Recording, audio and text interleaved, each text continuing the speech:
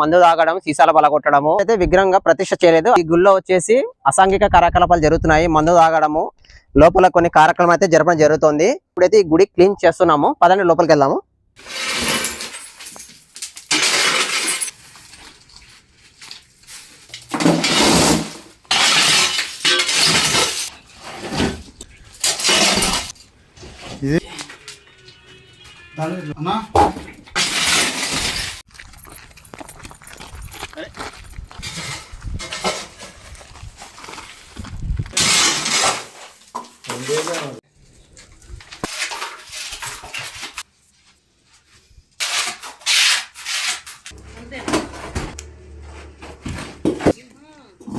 గర్భగుడి మొత్తం చెత్త చెదారం మందు సీసాలతో నిండిపోయింది. ఇప్పుడు క్లీన్ చేశాక ఎలా ఉందో చూసేయండి.